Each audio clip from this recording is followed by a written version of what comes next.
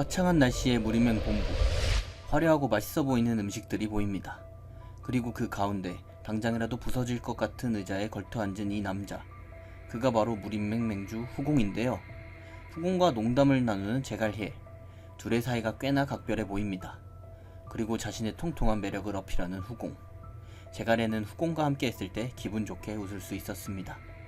환하게 웃는 제갈해가 소식을 전해준다고 하는데요. 좋은 소식과 나쁜 소식 두 가지가 있다고 하네요. 첫 번째로 좋은 소식은 농림왕의 소 방목 성공이라는 소탈한 내용. 두 번째 나쁜 소식은 바로 검성이 움직였다는 내용입니다. 검성은 무림맹으로 향하는 것 같은데요. 검술에 굉장한 조예가 있는 검성이 왜 무림맹으로 오는 걸까요? 바로 후공을 만나러 오는 것이었습니다. 어떻게 할 거냐는 제갈해에게 도망갈 거라는 후공. 장남인지 진담인지 무림맹주의 자리도 넘길 것이라고 하는데요. 제갈해는 그런 후공의 검술을 보고 싶은 눈치입니다. 사실 모습은 이렇게 보여도 후공은 천하제일인이었는데요. 지금은 살이 쪄서 걷는 것도 쉽지 않다고 하네요. 그런 후공에게 어디로 도망가든 따라간다고 하는 제갈해입니다. 그렇게 대화를 하던 중 갑자기 무언가를 느낀 후공. 어디선가 느껴지는 검성의 힘. 검성은 사람들을 무자비하게 베어내고 있었는데요. 마치 주화인마에 든 것 같은 모습이었죠. 사실 검성은 후공과도 친분이 있는 고고한 성품의 검사였는데요. 검성의 위치를 알아낸 후공이 천장을 뚫으며 날아갑니다. 그 시각 검성은 사람들을 학살하고 있었고 고고했던 그의 인품은 온데간데 없어 보였습니다. 그가 주화인마에 빠진 이유는 후공에 대한 질투심. 절대강자인 후공이 있는 한 자신은 언제나 겸허했어야 했다고 말합니다. 그렇게 후공의 그림자에서 마에 빠져버린 검성. 이제는 사람들을 베어내면서 즐거움을 느낍니다. 그렇게 폭주하고 있는 검성. 그때 후공의 기운이 검성을 덮치기 시작하고 순식간에 검성의 양팔을 잘라버리는데요. 후공의 기운은 너무나도 강인해 보였습니다. 자신의 옛 친우였던 검성을 내려다보는 후공. 그리고 자신의 질투심의 대상인 후공을 올려다보는 검성. 그렇게 검성은 후공의 손에 최후를 맞이하고 옛 친우를 자신의 손으로 처리한 후공은 공허함을 느낍니다. 검성의 최후를 보면서 생각에 잠기는 후공. 후공은 반년 전에 있었던 일을 꿈으로 꾸었던 것인데요. 자신이 누워있는 공간이 자신의 집이 아님을 깨닫습니다. 그렇게 침대에서 일어나는 후공이지만 뭔가 이상한데요. 자신의 몸 상태가 정상의 상태가 아님을 눈치채고 거울을 보면서 놀라는 후공입니다. 거울 속에는 원래 자신의 몸이 아닌 젊지만 병약한 몸이 있었고 후공은 이것이 혼을 바꿔치기 하는 환혼이라고 확신하는데요. 하필 이런 병약한 몸으로 환혼당해 억울해합니다. 그리고는 자신의 원래 몸이 걱정되기 시작하는데요. 원래 자신의 몸에 이 병약한 몸에 혼이 들어갔을 거라고 짐작하는 후공입니다. 아무튼 후공 입장에서는 큰일이라고 할 수 있겠네요. 정신을 차리고 집안을 살펴보니 부잣집의 냄새가 나는데요. 그때 후공에게로 다가오는 인기척이 느껴집니다. 한 노인이 후공에게 다가오는데요. 천하서고의 범천이었죠. 말투로 보아하니 환호는 범천의 짓인 것 같진 않네요. 범천은 손에 웬 보따리 하나를 들고 있었습니다. 그리고는 후공에게 알 수 없는 말을 하며 본인에게 오라고 하는데요. 그렇게 범천의 옆자리에 털썩 앉는 후공. 범천이 보따리에 쌓은 것은 마치 영단같이 생긴 약 한 알이었습니다. 그러나 슬픈 범천의 눈빛과 소원을 들어주겠다는 이상한 말투로 미루어 보아 그것이 영약이 아니라 독약이라는 것을 알아챈 후공. 잠시 자신이 후공이 아니라는 것을 자각하고 질문을 하는데요. 자신의 몸이 걱정된 후공은 무림맹주에 대해 묻고 정신 못 차린 자신의 손자에게 화가 난 범천. 후공은 흥분을 가라앉히려 날이 밝거든 이야기하자고 합니다. 그러자 후공을 덮치는 범천인데요. 후공을 바닥에 눕히고 손에 든 독약을 먹입니다. 그리고는 자신의 손자에게 죽으라고 소리를 지르는데요. 일촉즉발의 상황. 후공은 간신히 일어나 범천의 뒷목을 치고 넘어갈 뻔했던 독약을 토해내게 됩니다. 하지만 약기운 때문일까요? 휘청이는 후공. 그렇게 바닥에 쓰러지면서 의식을 잃은 것만 같습니다. 바닥에 쓰러진 후공을 이상한 눈빛으로 쳐다보는 범천인데요. 후공은 위기를 감지하고 최후의 비책을 사용하려고 하고 즉시 할아버지를 외치며 살고 싶다고 합니다. 그 모습을 본 범천. 뭔가 이상하다 생각해 의원을 부르게 됩니다. 그 시각 다른 곳에서 눈을 뜬 한 사람. 바로 환혼이 된 진짜 후공의 몸이었는데요. 환혼이 되었다는 사실을 알고 있는 것 같습니다. 그리고는 칼을 뽑아 바로 목에 들이미는데요. 난리가 난 무림행 본부입니다.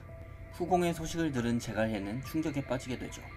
환혼이 된 후공은 자결을 한 것이었습니다. 한편 독약을 먹고 쓰러진 후공. 생명에는 지장이 없다고 하는데요. 후덕했던 후공이라고는 생각할 수 없을 만큼 수척한 모습. 그리고 쓰러진 손자의 모습을 보며 생각에 잠긴 범천입니다. 누워있는 후공에게 문병을 오는 사람이라고는 형제들, 그리고 자신에게 독약을 준 범천뿐이었죠. 후공은 천하서고에 뭔가 변고가 있다고 생각합니다. 천하서고의 대공자 범황은 늘 죽음을 갈구했던 인물. 천하서고의 이런 암울한 분위기는 범황 때문이었죠. 후공은 자신이 범황의 몸에 들어온 이유를 알아내려고 합니다. 그러기 위해 병약한 범황의 몸을 회복시키고 누가 자신에게 이런 일을 꾸몄는지 알아내 복수를 다짐합니다. 그런 생각 중 누군가가 자신을 보고 있는 걸 눈치채는데 그 사람은 바로 범황의 시녀인 송화였죠.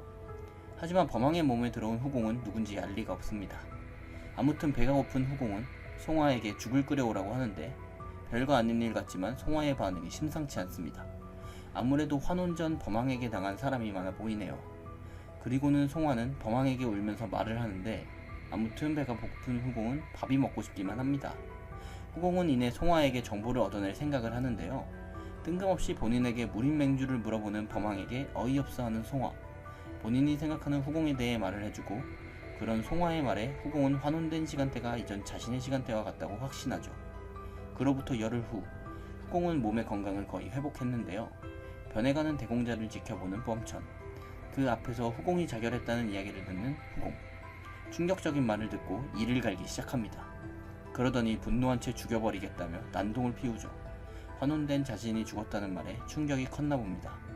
그리고 범천은 죽고 싶다가 아닌 죽이겠다는 말을 듣고 놀라고 이내 의원과 함께 감동을 먹게 되네요. 자결해버린 본체 때문에 다시 자기 몸으로 돌아가는 것은 불가능해졌고 후공은 다른 방법을 생각하게 되는데 수련을 통해 자신의 경지를 되찾으려 합니다. 그럼 범황을 보고 놀라는 범천. 생전 처음 보는 손자의 훈련 소식에 놀랐던 것이죠. 후공은 온 힘을 다해 병약한 범황의 몸을 바꿔갔고 범천의 입장에서는 마치 무리를 하는 것으로 보일 정도였죠. 심지어는 식사까지 내렸다는 소식에 범천과 의원은 과거에 있었던 일이 생각이 나는데요. 바로 1년 전 범황은 지금과 같은 모습이었는데 병약했던 모습을 탈피하려는 듯 밝아진 모습의 범황. 하지만 그렇게 모두의 관심을 멀어지게 하고 목을 메었던 것이죠. 마치 미친 것 같은 범황의 모습이 모두의 뇌리에 각인되었습니다. 의원은 범천에게 마치 그때와 같은 행동일 거라고 말을 하고 범천은 범황과 얘기하고 오겠다며 불러오라고 하죠. 그리고는 범황에게 여러가지 질문을 하는데요. 방금까지 단련을 하고 온 듯 거친 숨을 몰아쉬는 후공. 심지어는 범천의 앞에서도 단련의 여념이 없고 범천은 이 모습을 보며 기뻐하고 있었죠. 그런 범천에게 범황은 죽었다고 말하는데 후공은 자신의 포부를 범천에게 밝히게 됩니다. 너는 누구냐는 범천의 말에 후공은 대답하죠. 바로 천하제일인이라고 말입니다. 야심한 밤, 한 주루, 천하서고의 3공자인 범몽과 2공자인 범윤이 술자리를 가지고 있었는데요. 이들은 타락한 범황을 못마땅하게 여기고 있었죠. 심지어는 범천마저 죽을 뻔한 사건도 있었습니다. 하지만 범황이 무언가 달라졌다는 범몽. 그런 범몽의 말을 듣고 치가 떨리는 범윤은 술상을 내팽개치며 범몽에게 화를 내고 무서워서 피하냐는 범몽의 말에 범몽에게 주먹을 내지르려고 하게 되죠. 하지만 이내 이성을 되찾으면서 범몽에게 자신이 범황을 만나러 가겠다고 말하며 주류를 나섭니다. 그 시각 후공은 여전히 수련에 여념이 없었고 이제는 어느정도 체력이 많이 좋아진 모습을 보여주고 있는데요. 송화가 나서서 후공의 수련을 도와주고 있었죠.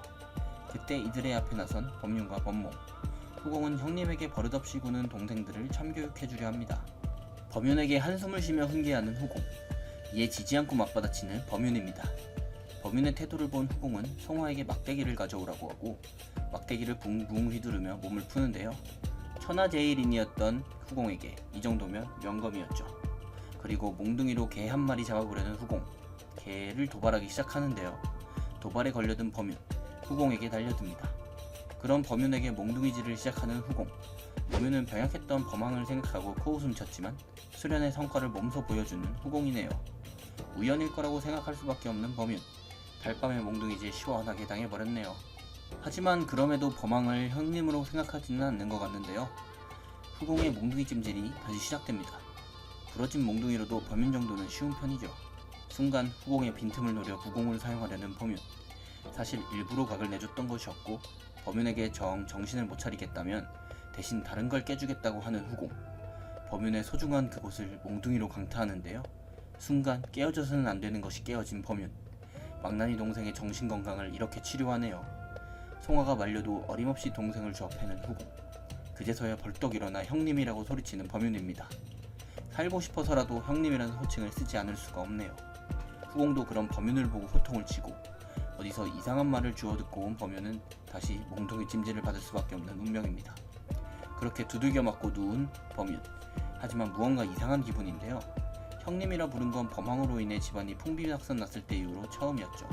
그런 범윤을 찾아온 범몽. 눈물을 흘리면서 뭔가 오해하고 있는 것 같은데 범윤이 몽둥이를 맞아준 것으로 보았나 봅니다. 그러자 놀라면서 범몽에게 반문하는 범윤. 범황의 실력이 자신과는 차원이 다르다는 것을 깨닫게 되죠. 그런 줄도 모르고 눈물을 흘리는 범몽. 자기가 범윤의 복수를 해주겠다는 터무니없는 소리를 하네요.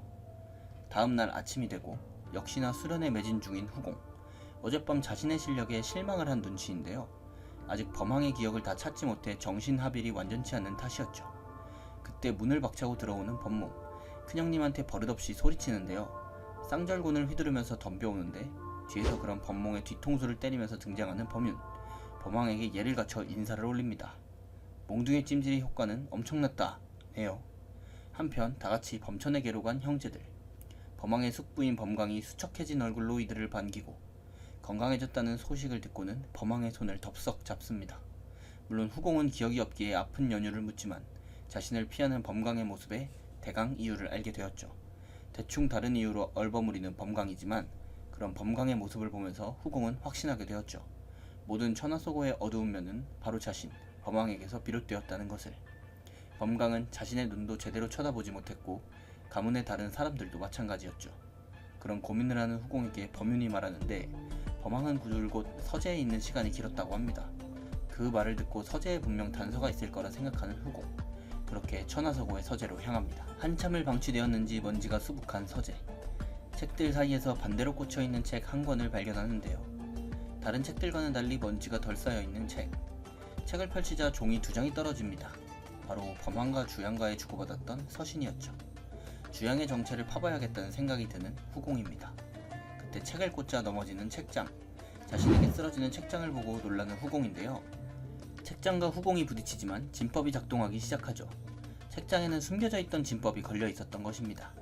진법이 발동되자 추운 겨울이 보이고 심지어는 겨울의 한기마저 생생한데요. 어린 범황의 모습이 보입니다. 그리고 생전의 범황의 어머니의 모습도 보이죠. 범황을 사랑으로 챙겨주는 범황의 어머니. 모자의 모습이 사랑스럽기만 합니다. 이때 범황은 어두운 면이 없는 밝은 아이였는데요. 후공도 행복한 추억을 보고 기분이 좋아지죠. 그리고 갑자기 바뀌는 시간대. 범황의 어머니는 건강이 안 좋아 보이는데 범황을 곁으로 부릅니다. 몸이 아픈 어머니를 보며 눈물을 흘리는 범황. 그 모습을 보고 잊고 있던 범황의 기억을 떠올리는 후공입니다. 다시 장면이 바뀌고 이번엔 집안인데 엎드려서 눈물을 흘리고 있는 범천의 모습. 범황의 아버지는 아내가 죽은 뒤 얼마 안가 죽었고 가문의 모든 이들이 이 모습을 보게 되었던 것.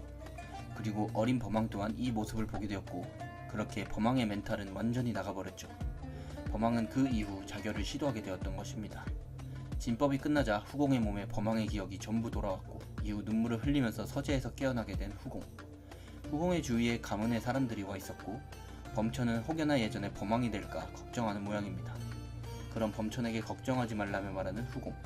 그들은 범황의 기억이 돌아오는 것에 걱정이었지만 범황의 모든 기억을 가진 후공은 사람들을 안심시킵니다. 이제는 완전히 새로운 사람으로 바뀌어버린 범황.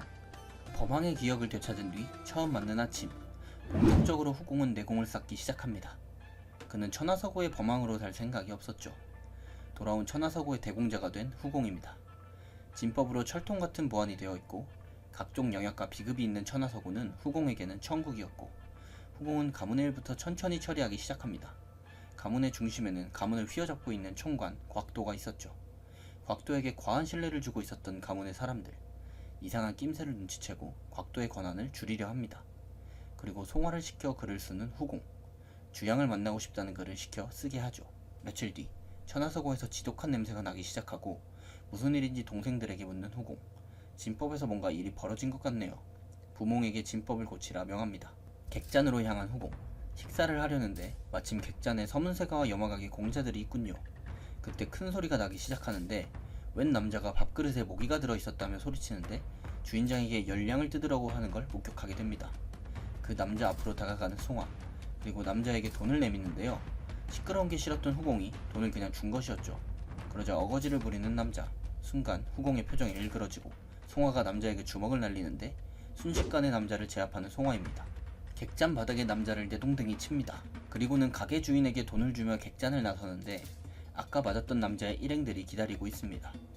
누구 짓이냐고 묻는 남자의 말에 지체 없이 송화를 가리키는 후공. 그렇게 양 진영 간 싸움이 시작됩니다.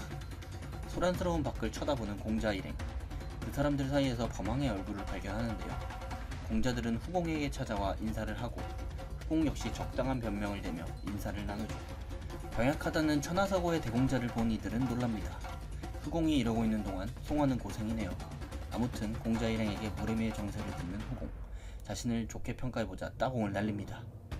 후공과 만난 공자들은 다시 밝게 변한 대공자의 모습에 반하게 되죠. 그렇게 다시 천하석으로 돌아온 후공. 악취를 잡았는데 땅속에서 무언가 나왔다고 하는데요. 당장 그것을 가져오라고 소리칩니다. 사실 악취의 원인인 육각망은 이무기류의 영물이었는데요. 하지만 육각망의 악취는 매우 고약해서 그것을 섭취하기가 힘들다는 게 단점이었죠. 즉시 육각망을 물고 뜯는 후공. 그 역시 악취에 힘들어하지만 내공 증진을 위해 꾹 참고 먹습니다. 후공은 다른 영물 두 개도 찾아 먹으려는 생각을 하게 되죠. 그렇게 육각망을 섭취하고 웅기를 하는 후공입니다. 후공은 새로 생긴 두 아우들의 존재가 마음에 드는 모양이네요. 내공이 증진된 후공은 교릉을 실험해보려 하는데요. 뼈를 자유자재로 수축시키는 무공이죠. 타인에게 사용했을 시 큰 효과를 볼 수 있습니다. 그때 대공자를 찾아온 호위대주. 그를 맞이한 후공은 이유를 묻고 그러더니 자신을 적극적으로 돕겠다고 하는 호위대주입니다. 뭔가 이상한 낌새를 눈치채는데요. 호위대주는 이 상황을 위해 호위무사들을 이미 따로 모아놨었죠. 갑작스럽게 대공자를 공격하는 대주. 뒷배가 있을 거라는 짐작에 누구냐고 묻고 말을 듣지 않자 한바탕 하려고 일어납니다. 그리고 공격해오는 대주의 검을 전부 피해내는데요.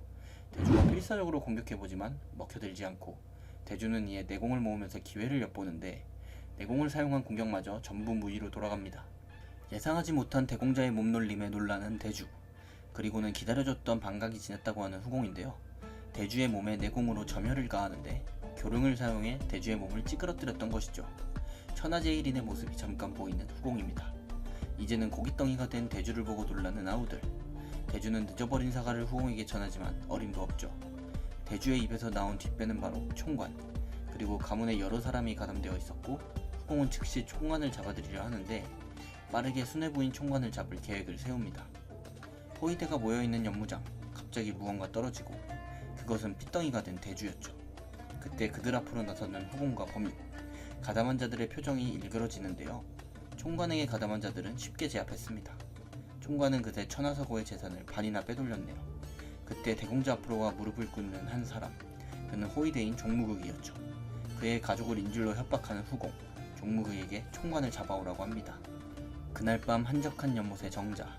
총관에게 대공자가 죽었다고 전하는 종무극. 총관은 그 소식을 듣고는 씩 웃어 보이고 종무극은 자신의 몫을 챙긴다는 면분에 총관을 유인합니다. 그렇게 대공자의 방으로 들어가는 총관인데 그런 총관을 맞이하는 것은 죽었다던 대공자? 총관은 죽도록 얻어맞고 매달리게 됩니다. 마도나 농림에 버금가는 죄인 대우를 보여주는 후공. 그리고 총관에게 사건의 전모를 물어봅니다. 총관의 뒷배에는 흑단이라는 조직이 있었죠. 흑단은 서문세가와 청월문이 비밀리에 결성한 조직이라는 걸 들었습니다. 그들은 천하세고를 멸하려는 계획을 가지고 있었죠.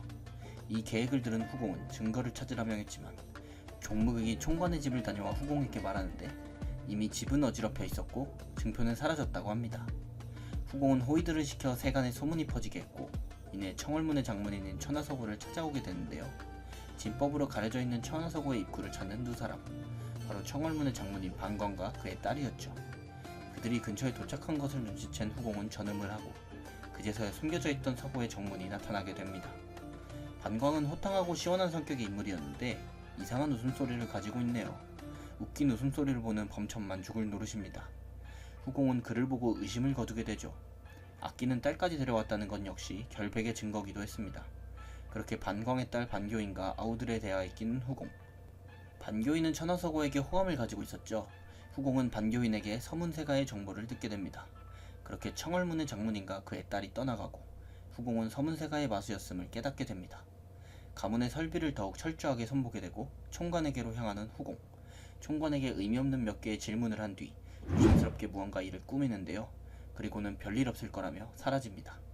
그리고 다음날 호의가 다급하게 후공을 찾는데 바로 총관이 발작을 일으켰다는 것이었죠. 이는 전부 후공이 안배한 일이었는데요. 지난밤 후공은 이 모든 일을 위해 계획을 하죠. 교릉을 그간 이성까지 연습한 후공은 총관에게 후열법으로 교릉을 시험할 생각을 합니다. 그렇게 서문세가를 향한 화살은 쏘아졌죠. 서문세가의 근거지인 안위 북부 천하서고에서 보낸 서신이 도착해 있는데요. 서문세가의 대공자는 기분이 좋아 보입니다. 천하서고가 받은 답장을 보고는 범천은 대노하고 후공은 씩 웃으면서 예상했다는 듯한 반응. 후공은 잠시 송화와 객잔에 들리는데요. 그런 이들을 지켜보고 있는 사람이 있었으니 바로 개방의 거지들이었죠. 그때 이 개방의 거지들이 무언가를 보고 놀라는데 자명수를 써 안 보이는 자신들을 보고 웃는 대공자의 모습이었죠. 대공자를 쫓아온 개방의 거지들. 다짜고짜 와서 왜 쳐다보고 그냥 가냐고 시비를 걸죠. 이들의 정체를 이미 알고 있던 후공은 대충 변명을 하고 이에 거지는 언제 본 적이 있지 않냐고 묻습니다. 사실 후공의 환원 이전 개방 방주의 제자로서 그를 만난 적이 있었죠. 그때도 정신 못 차리고 시비를 거는 추운게 개방 방주에게 두드려 맞은 기억이 있네요. 지금은 개방에서 입지가 좋은 인물이 되었죠. 후공은 개방과의 관계를 만들기 위해 술을 선물하고 그들과의 친분을 쌓는 데 성공합니다. 한편 서문세가로 향하는 후공.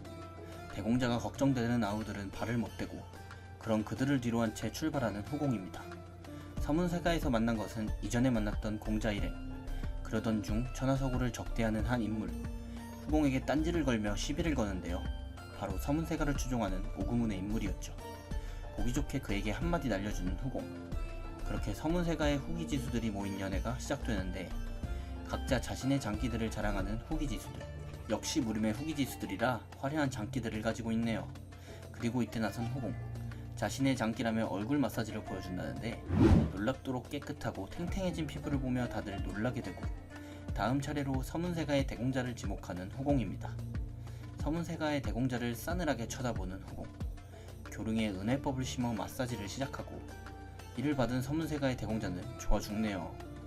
그렇게 연회가 끝나고 후기지수들은 각자의 가문으로 돌아가는데 후공을 붙잡는 서문세가의 대공자. 후공은 지체하지 않고 총관을 보내주겠다 말하고 아무런 내막을 모르는 서문세가의 대공자는 웃고 맙니다. 그러면서 천하서고에게 의형제를 맺자는 어이없는 말을 하는데 우린 맹주이자 천하제일인 후공, 천하서고 대공자와 한원대다. 천하서고 대공자의 다음 이야기가 궁금하시다면 네이버 웹툰 28을 참고해주세요. 이상 웹툰 소환사였습니다. 감사합니다.